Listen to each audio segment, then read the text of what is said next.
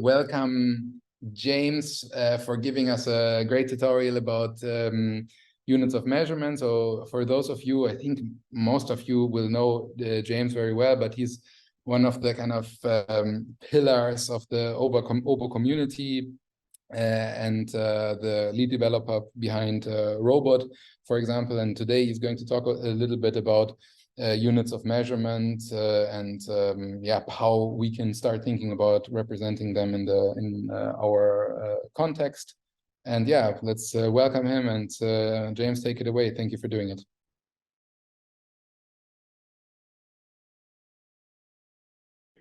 Unmute. You can hear me okay, Nico? Yeah, we can hear you well. All right. So, yep, I over the last week, despite a cold, which is still kind of caught in my throat, I'll do my best. I added this page on units of measurement to the obo-academy site. And right now, I have a pull request, just like a set of minor updates to that. So I'll just put that in the chat. So if you have like typos or corrections or suggestions while we're going, you please feel free to put that in comments here. And all right, we got 15 people here. Yep, and I don't know everybody. Anyway, nice to meet you if I haven't met you before. So my plan is to work through this this page. I'm not sure exactly how much time that's going to take, and we'll have time for questions. And then after I drafted this, Chris Mungall sent me a link to a LinkML page describing different modeling patterns, and that's kind of a good next step once you've looked at this material and kind of absorbed it. And so if we do have time, we can take a look at that. I'm going to make this a little bit bigger. Yeah, and I don't know, instead of slides, I just have this document. So I won't just read from it, but I will talk and you can read if you want. So units of measurement stuff is like things that I've been working on for a long time, although I also feel like this really isn't like my job. So my background is in philosophy of science, and I do find these topics really interesting. But I kind of feel like somebody else should have solved these problems a long time ago and just given me a standard way to do things that I could follow. And the problem is that there's kind of too many standards and competing standards. And at the end of this document, I'm going to give you some like practical advice, and some of my practical advice involves like my additional standard on top of the other standards, which I know is always suspect. But like I just want to start by emphasizing just how important units of measurements are, how we take them for granted. And then this talk is going to be about how it's actually trickier to write them down and work with them in our computer systems and our data integration tools. Harder to work with them than you might expect, and kind of some of the subtleties, kind of some of the stumbling blocks, and some I don't know, hard-won experience that I want to impart to you. But the first thing before we get going, just like take a minute to think of some examples of units of measurement that you use in your work or in your daily life. And yeah, take a minute to jot down a few of these things. And then we'll come back to them at the end, and you can we'll see if those fit into any of the systems that I'm talking about. If they don't fit, like how we could make them fit. And so, yeah, it would be really great to have a set of examples from this audience here. Yeah, so while I'm getting going, just take a minute to write down a few examples. And I don't know, I would like some weird examples in there somewhere, not just boring ones. Okay, so I'm asking you to write down some examples, and I bet you write them down, the boring examples at least, kind of like this. So you write down a number and then some kind of short code. And when we're writing it down on a piece of paper or in a text document or something, we'll just write like the number and the unit code, maybe no space, maybe a space. And this is, I don't know, often good enough to communicate to other humans the information that we're trying to get across. But computers are stupid, and when we need to work with computers, we need to be more pedantic about these things. So the first thing is, like, how are we just going to write down the basic thing? Sorry, guys, about the cough. So yeah, the simplest thing would just be to represent it as like a single string, a single piece in the computer system, single column, single value, all by itself. But we immediately run into problems if we want to sort or search or do mathematical operations on these things. So the next step is to break it up into some kind of pair. Maybe that's like two different columns, or maybe the unit information is somewhere like in the definition of the column, or these are two different key value pairs in a dictionary or an object. This is usually the right middle balance, because it lets us work on the numeric part as a number, and then it gives us a representation of the unit, usually as like a single string. Some languages or tools provide symbols that we can work with, but usually just a string. We could try and break it down farther, but I find we get into kind of diminishing returns. And as you see how this like unit part can get more complicated and we get into some of the rules for how those work, I don't know, I think you'll probably agree that we're breaking the unit part down into pieces can get more complicated. So in the rest of the talk, I'm going to be focusing on this kind of middle ground, breaking the quantitative value into a numeric part and into the unit part, usually treating the unit as a string for starters, and then trying to figure out what is actually going on inside that string. What are the semantics of it? Unfortunately, numbers aren't particularly simple. So I love this heading I came up with. So clever. Anyway, there's a number of problems with numbers, and I did a math degree back in the day. I've built a career writing whatever software for data integration for scientists. Mathematicians have one view about numbers. It's actually really fascinating. I did multiple courses on those kinds of foundations. People do like PhDs in number theory. And honestly, it took like thousands of years for mathematicians to come up with a really solid foundation for our numeric systems. Mostly that stuff didn't kick in until like the 20s and 30s.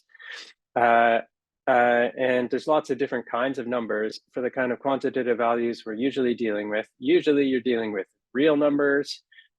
Sometimes integers are what you want. But yeah, these are not particularly simple. And like in the case of integers, there's a countably infinite number of integers.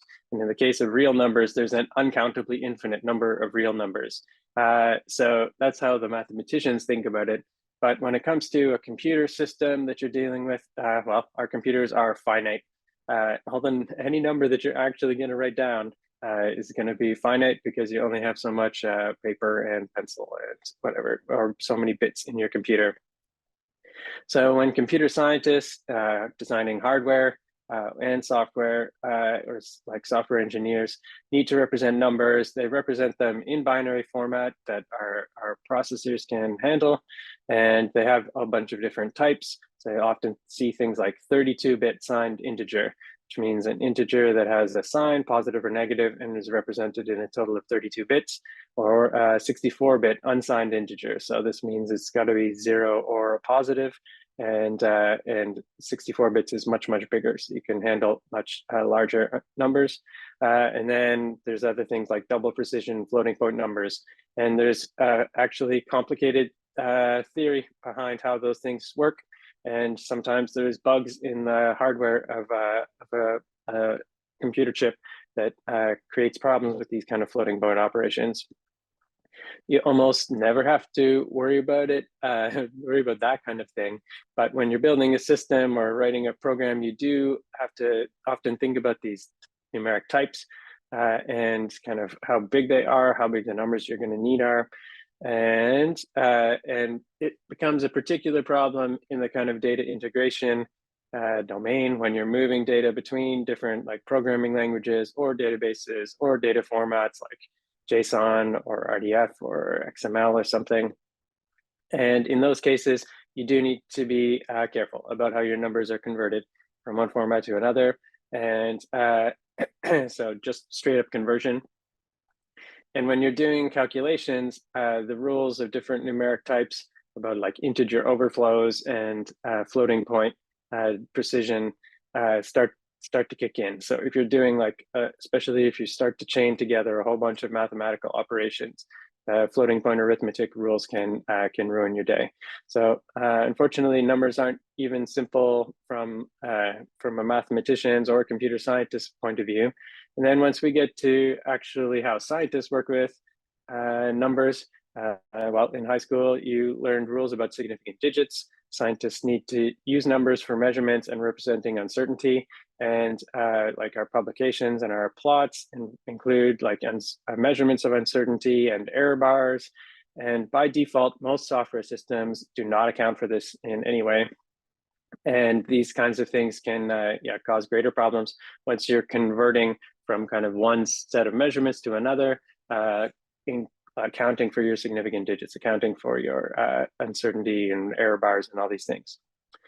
Now, some software systems do support numeric ranges, which might have closed or open bounds, and they have operators to handle these things. And so you can you can be tempted to represent your measurements using ranges to kind of model this uncertainty to another level, but that increases your complexity. And so, yeah, I don't know, be careful with when you're doing that. So my recommendation is still just to use like a pair of a number and a unit to represent your quantitative values. Your number should be an integer if it's in some cases, and usually it should be a real number. Your programming system probably has a way of dealing with real numbers as big as you're ever going to need to deal with. But as you're working with them, keep in mind that the scientist kind of recording a measurement probably had some significant digits in mind. And when you, I don't know, when you do even simple division operations or something with a computer, they will not respect your significant digits. And like most of the time, you're not trying to do anything fancy, but even when you start to do like conversion, bugs in unit conversion have caused problems like crashing very expensive spacecraft. And there's like the simple mistake that you need to avoid where you just focus on the numeric part and ignore differences in units and differences in like scales, powers of 10. So normally you don't need anything fancy from your numbers, but numbers are actually pretty complicated. And so, you know, once you step beyond the very simplest cases, be careful and like check your work. So turning to the unit part of things, I want to talk about, well, unfortunately, as complicated as numbers are, there's like clear international standards on how like floating point arithmetic is supposed to work in a computer processor and other things. Once we get to units, things start to get less standardized and you have to make more decisions. So today I want to talk about kind of three sorts of units, three like general groups. The first one you probably think about is the metric system or the SI system. And it is kind of the best defined and most comprehensive single system of units that we use. And it's just completely foundational for physical sciences and engineering, trade, all sorts of other things. But there's also lots of, I'm calling them historical units. Sometimes these are units that the metric system replaced and you are dealing with historical data that you need to be able to represent and work with. But there's also, I would call them historical units, but things like imperial units or things of miles, feet, pounds, ounces, all these kinds of things that are still used today for one reason or another, even when the metric system could replace them. So when you're dealing with data, there are times when you need to deal with these kinds of historical units. And then the last, even broader category is biological, biomedical units, like biologists and doctors, medical people, often can use metric, or they can often use some kind of historical unit, but there's also often cases where they're counting things or dealing with ratios and rates, like heart rate or blood sugar or something. And it's very common to build those, more information about the things into the unit itself. And so we do need ways that we can manage these additional bits of information and special units that aren't metric and aren't even necessarily like historical, but biomedical. And it's this is also kind of an open-ended category as well. So there's lots of other fields that might have units that they need beyond these ones. but we're going to stick with these. I mean, that's hard enough for today. Okay. And then when you're writing down your examples that you're thinking about, you probably wrote down little short codes to represent the units. And these codes have their own system of rules. So most of them start with a base unit, and standard examples are like meter and second, or foot, or nautical mile. And these can be like case sensitive, like this might be uppercase in a bunch of different cases, a bunch of different situations. And these are kind of the base units that you're going to start to work with. And then you often want to compose these units together. So you might want to talk about meters per second or foot-pounds of torque. And that's fine. And then we can also compose units with themselves. So we can get like meters per second, or meters per second squared, often something that we need to deal with.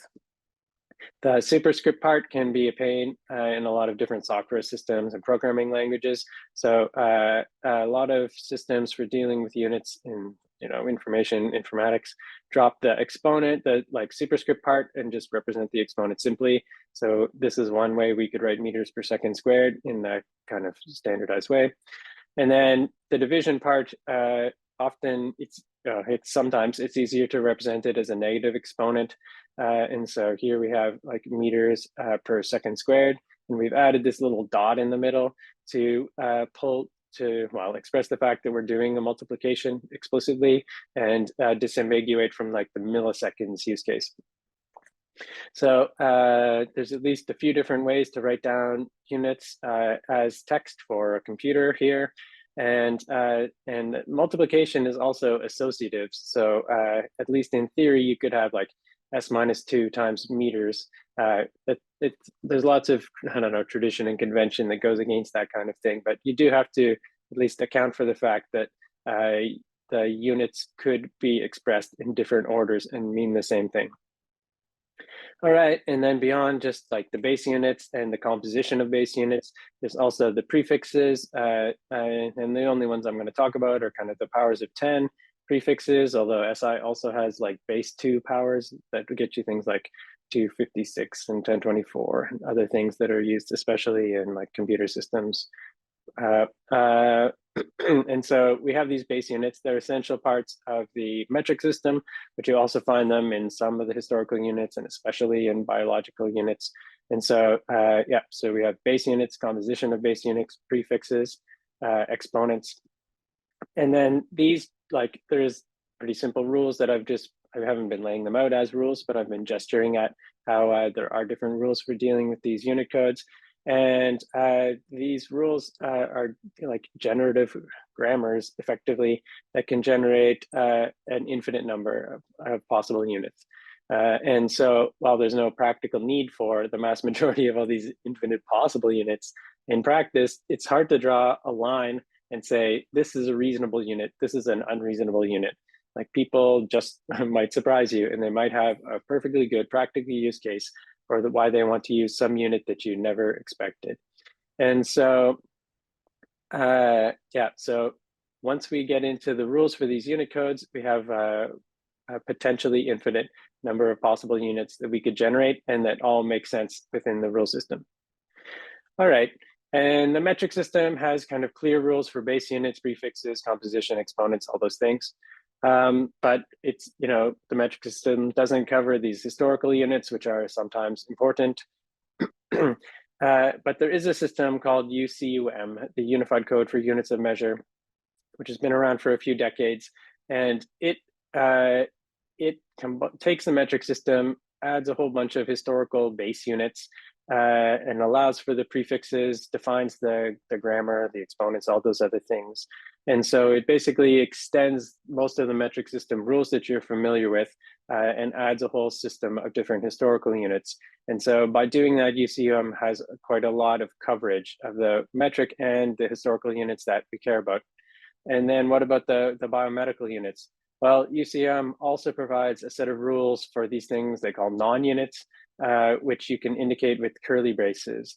And so UCUM lets you write down like curly braces cell per milliliter to express, cells per milliliter, or it could be red blood cells per milliliter or something like that. So this UCUM system has quite like good coverage of metric and historical units, and it has this tool for non-units that gives you a flexible way to include the biomedical group. And so once I discovered this, I thought, okay, well, this does cover the kinds of things that I care about in the data integration that I do. It's got well-defined rules. It's a nice and comprehensive system. People have put a lot of thought, a lot of work into it. And then there's kind of two problems for the stuff that I care about. One of them is that the license is a little bit prickly and non-standard license. But the bigger one for me is using UCUM on the semantic web. So I would really like to have a standard URL that I could resolve and get more information about a given unit. But UCM does not provide those URLs or those pages. And actually, it's kind of shocking, but the SI doesn't provide URLs for their codes either, although they have working groups working on those kinds of things.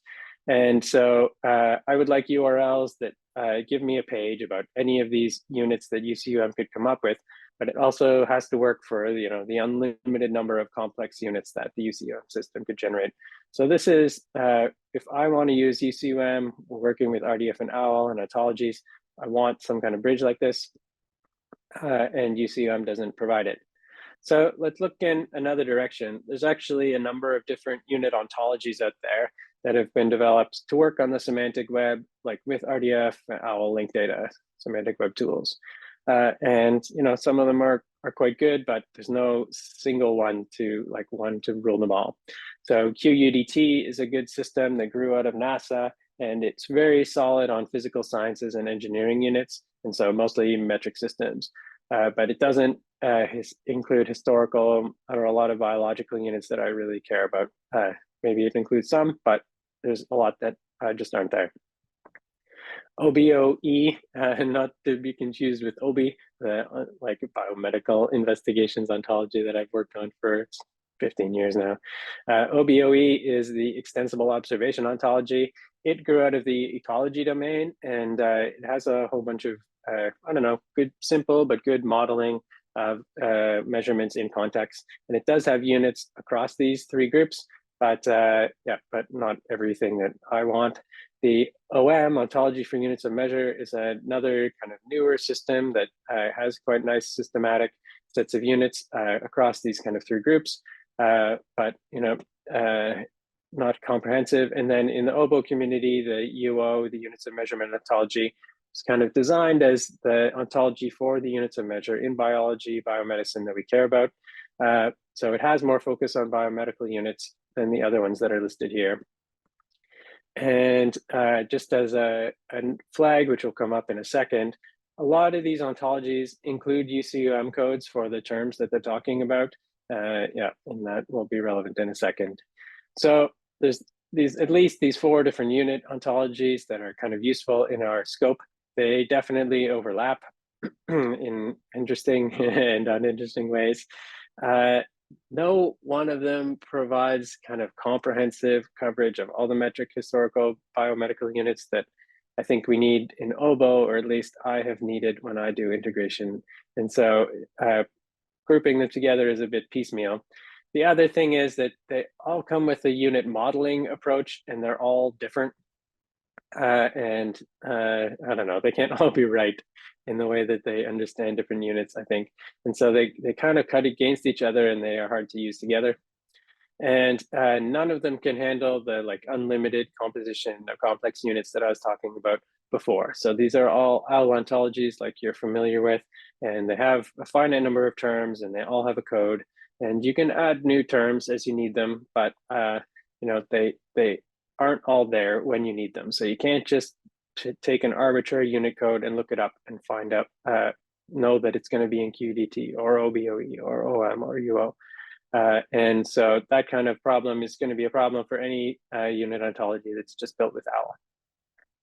So kind of in summary there, QEDT has the widest support, but it also has the narrowest scope.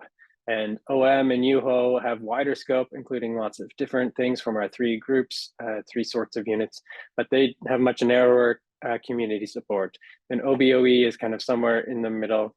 but there's no one of these has like comprehensive support where you'd say the obvious thing is just to jump on that bandwagon and follow it.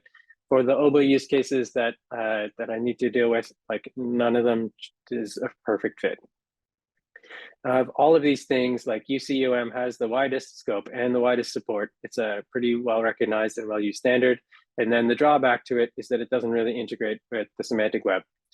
So me, a few other people, especially Kai Bloomberg and I don't know, Chris Mongol, Damien Dooley, Heiko, who works on OM, Simon Cox, a bunch of us got together a couple of years ago and we built a prototype system that's here at this URL, unitsofmeasurement.org, which I will put in the chat so you can play with it.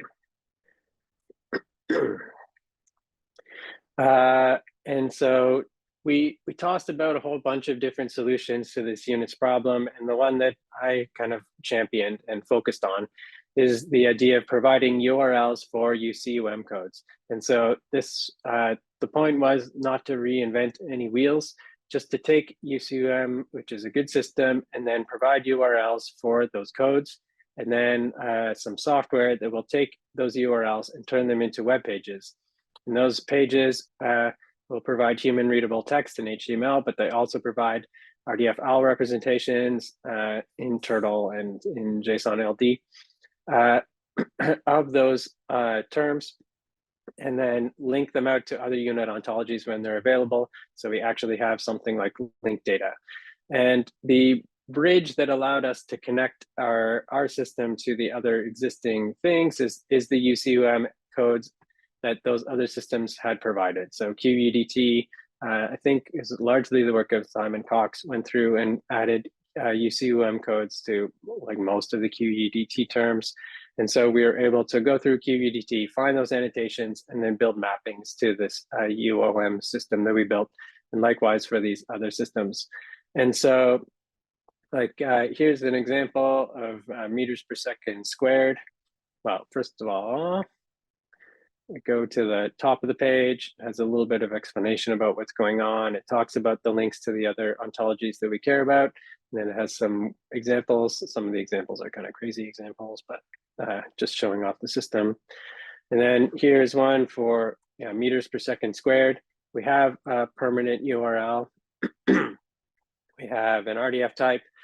We have these SCOS exact match annotations that link to other ontologies. We have a label, which I'll talk about in a second, an alternative label. And we have a textual definition. And then we have the SI codes and the UCUM codes. So, and then you could download this as a turtle file, or sorry, and then, or this JSON LD file. Sorry, my browser's just downloading them. It's not actually showing them. But over here, I have the turtle. So we have our prefixes. We have some annotation properties for OWL to worry about. And then we have the same information represented in Turtle as you just saw on that HTML page. So labels, alternative labels, definitions, exact match, and codes. Okay, so in order to make this work, we needed kind of three things.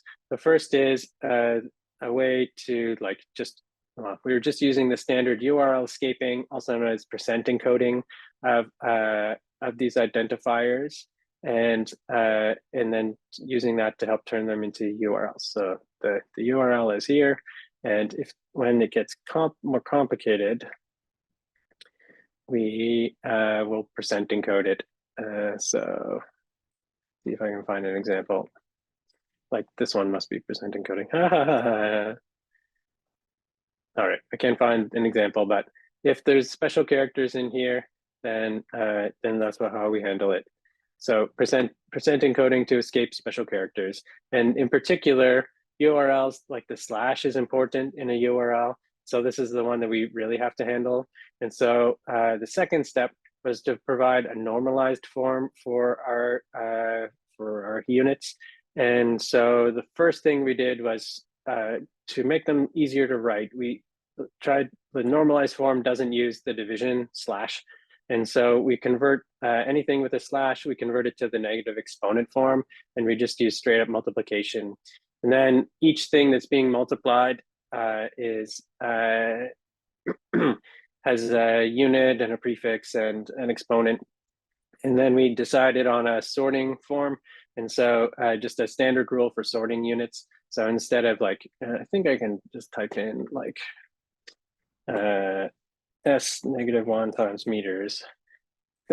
Yeah, that's the point. I get redirected to meters S-1 instead of the other code that I came up with. So we have like standard sorting operations that also help us normalize. And essentially we go from like highest positive exponent to lowest, most negative exponent, most positive to most negative. And then within, if they have the same exponent, we'll sort them alphabetically, that kind of thing. And then the third trick for this system, which I didn't do, Kai did, was given a code like this, generate an RDFS label in English, and then the alternative one using the alternative spelling.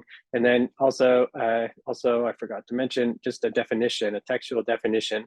So it's pretty cool that even for these weird things like this, whatever it is, reciprocal ampere, cubic centimeter, cubic centigram, cubic second, cubic Tesla. So we can normalize this, and then Kai's code will generate an English label and a textual definition. Timothy has a question. Go ahead. Yeah, I was just wondering, I see it typed as L named individual. Is there any taxonomy involved where you can get all the velocity units or categorization like that? It's a good question. And in this system, the answer is no, because and largely to be interoperable with all these other systems do have kind of make ontological commitments about what units are and how they work, and they have grouping classes and other kinds of things, and they're all different. So organizing, harmonizing all those things just wasn't something that I wanted to do. But there is something that's kind of interesting.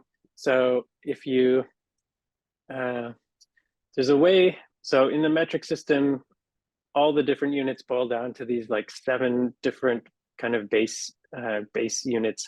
And you can represent different units as a vector of those 7, along those 7 dimensions. And then you're measuring the exponent on each of those dimensions. So it starts at 0. And then along the length dimension, if you're measuring whatever meters, doesn't matter, then you have a 1 on the length, in the length vector. So meters is just like 1 0 0 0 0 0 0. So you can generate these vectors that give you a certain representation of units.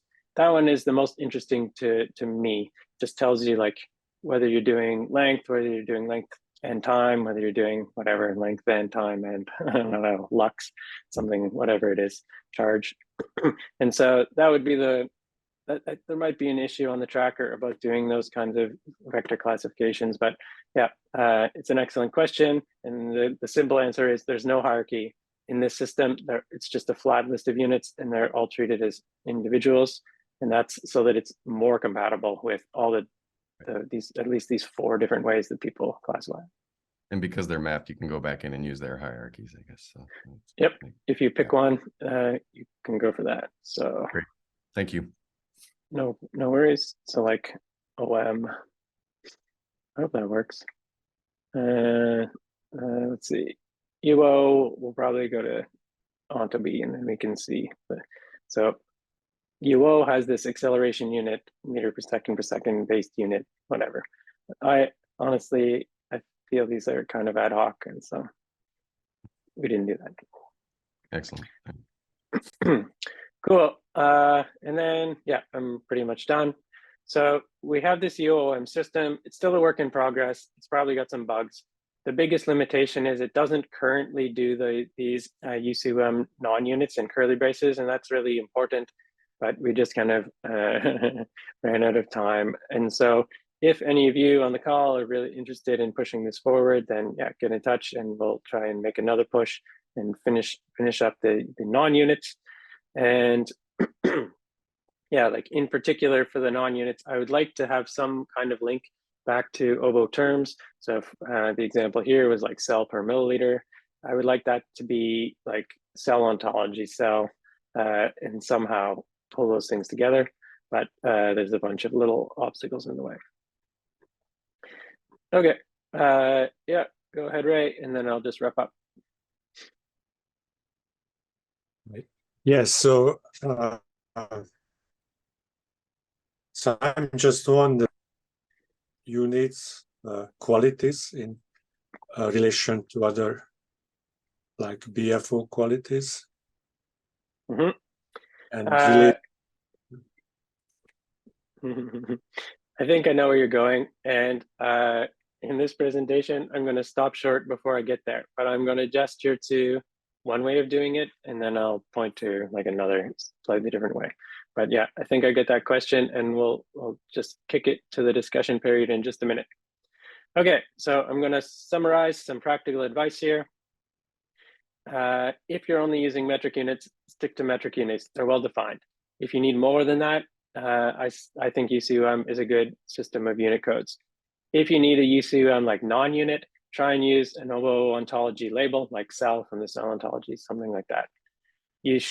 I think you should treat your units, quantitative values, as the pair of the unit and as the number and the code. So I don't know, in either like a 2-tuple or 2 columns in your database, or 2 keys in your dictionary object, or a subject with 2 triples in RDF, one of them being the numeric part, one of them being the unit code. Here's a bit of a caveat to that. If your units never change, like if you have a column and you know that it's always meters or it's always kilograms or something, consider baking the unit into the column name or the key or the RDF predicate or the OWL property. So this is an option you have. So instead of just talking about height, if you know it's always meters, consider doing height in meters, and then this is a number. Be careful with your numeric types.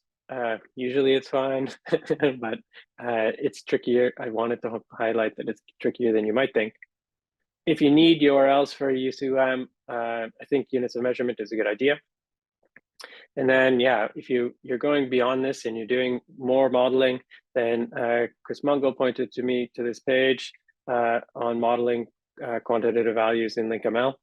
And we could talk about this if we have time, but basically he's setting up some, yeah, I feel like my presentation is a good introduction to this presentation, and he's doing things like defining a mass in kilograms attribute, which has a description. It's pointing to whatever, this OBA term.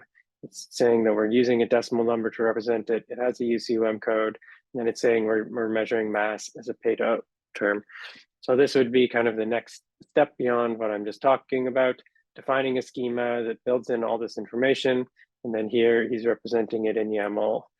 So mass in kg as your key in your dictionary, or your key in your JSON object, and then the number.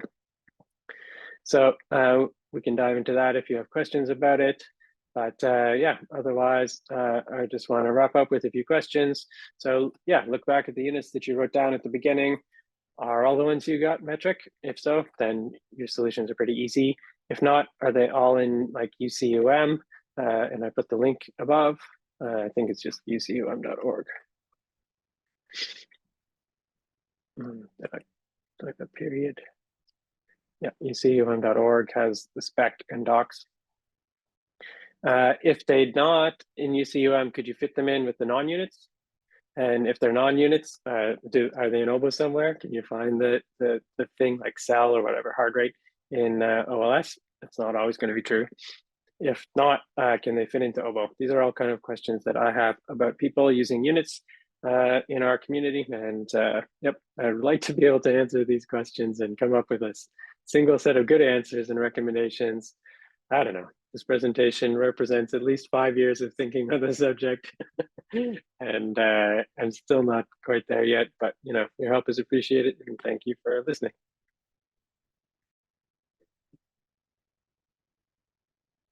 Excellent. Thank you very, very much, James. I would like to start maybe the question or continue with the questions actually.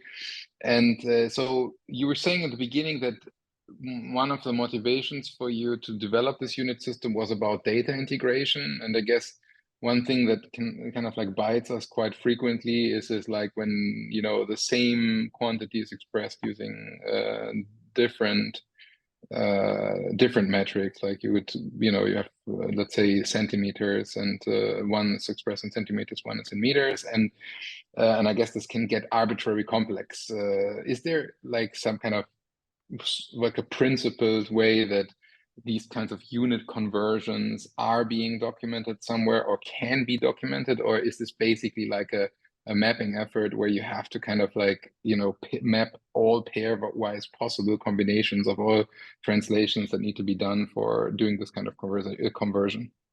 Mm-hmm. Yep, good question. So one first part of my answer is just showing my cowardice. So when I think about like spacecraft crashing because someone didn't convert properly from metric to like feet per second or something, scares the absolute crap out of me, and I don't want to write the code that someone is using to land the Beagle 2 probe or something. And so I don't want this units of measurement system to actually do these conversions explicitly. And so what should you be doing? In the case of like metric stuff, powers of 10, I would just do it myself and be careful with rounding and significant digits. And for more complicated things, I would look for a software package that does it. So there's a few, I don't have a ton of experience with them. It's definitely a bunch of them for Python that can represent units, deal with conversions, handle significant digits and uncertainty and errors and stuff. And so when I know more about that, I'll I'll start to recommend one. But right now, I don't really know. And if somebody has a recommendation to put in the chat or something, then that would be interesting to me. Thank you. How about Sean then? Yeah, thanks so much for this. I was the requester for this, and this is actually really, really great. I was just wondering, so one of the big issues we have, of course, is what you rightly stated, that not one ontology has everything we need. So we need to use multiple ontologies. And of course, these ontologies are modeled differently. And I was wondering how you would approach something like that. If I have like units that I want from different ontologies, how do I integrate them in my system? Or if, say, for example, I'm taking two data sets that decided to use two different of these units ontologies, how would you go about integrating these systems? Thanks. Mm-hmm. Good, yeah. So I am hoping that one day this units of measurement system will be like the answer, and it will be the way that you can bridge these different systems.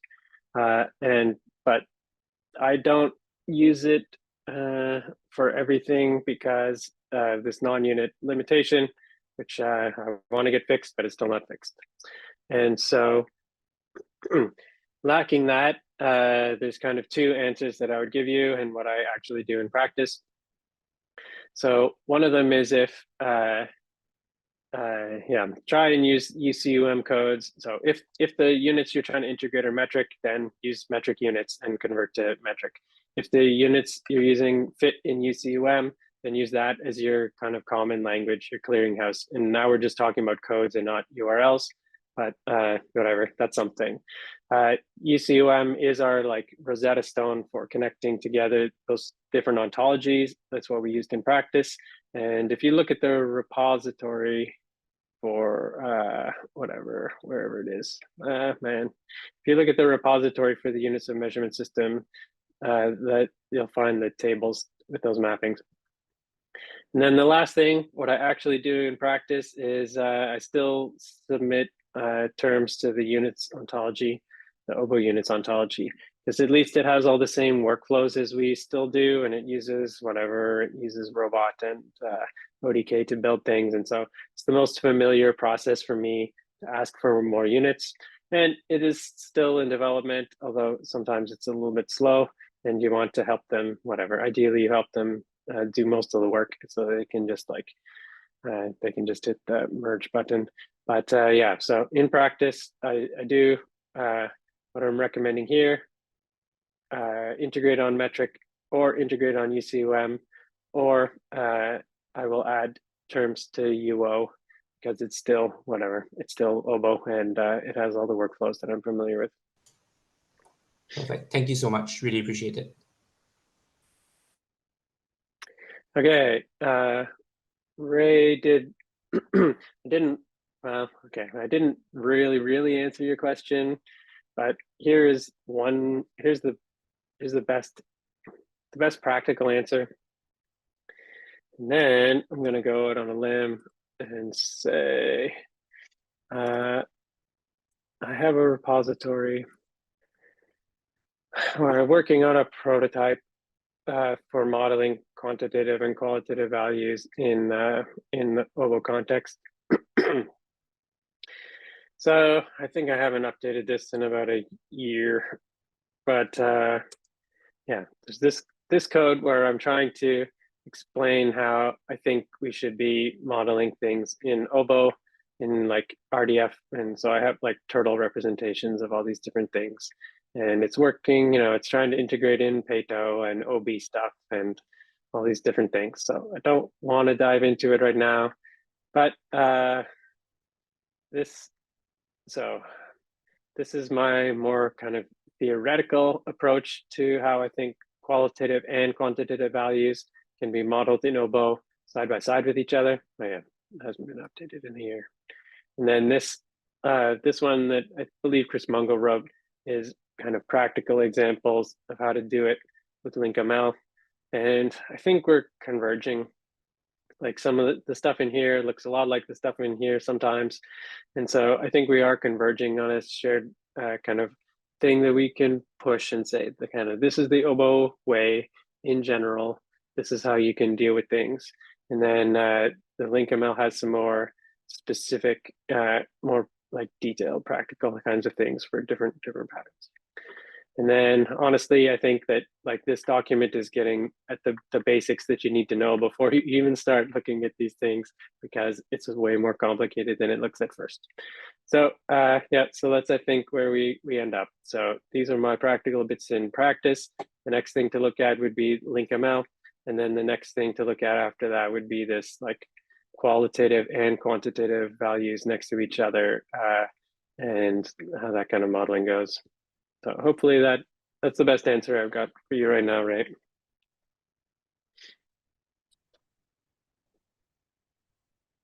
I have one last or one more question.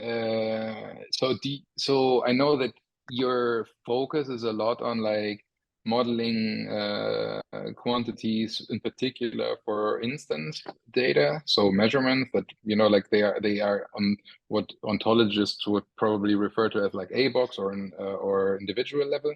So do you see any kind of use case or for having to or needing units modeling on T-box level, or actually designing and defining ontology classes? Or is this something that where you really draw a strict line and this is all like A-box stuff in your mind?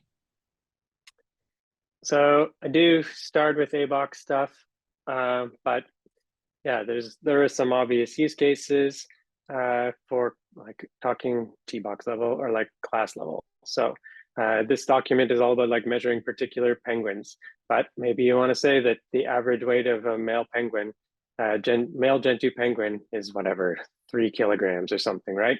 So that's like a class level statement, or at least it's a population level statement.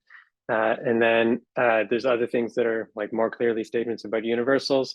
You'd say that like the atomic weight of some chemical or molecule is this, that, or the other thing, or whatever it's. And so there are definitely kind of physical constants that you would want to make statements about that work at the class level, T-box level. And so I haven't got there yet, but the idea is that like the design principle around all this stuff, and including what Chris is working here, that we're trying to make it like symmetrical or like, I don't know, harmonized, so that like you should be able to move back and forth between these things cleanly, and it shouldn't just be like completely different modeling when you're talking about those two different things, even if they're ontologically different. The details of your RDF predicates and whatever your column definitions shouldn't be that different. And so so that's a big kind of consideration. Just yeah, that kind of symmetry between these things. Thank you very much. Yeah, that's excellent. Thanks. Is there any last questions for James from anyone else here?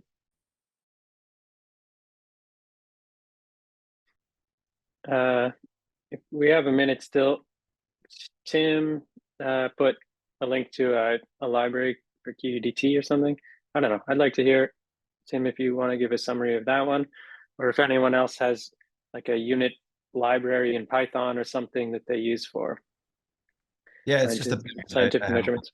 that we used for unit conversion in QUDT at my last job. So it has a bunch of convenience features for that kind of thing. Mhm. Just an example I put out there. Cool. Yeah. Very good. Then like PyPy, I think the most famous one on PyPy is called Pint.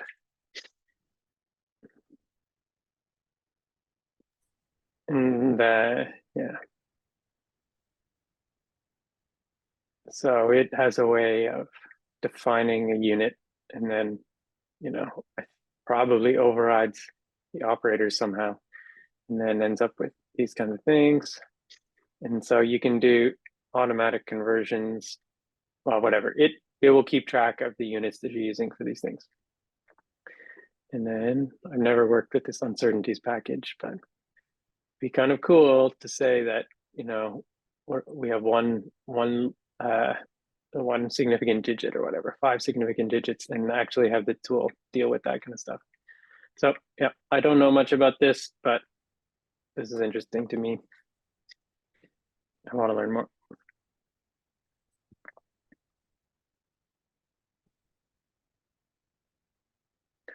Cool.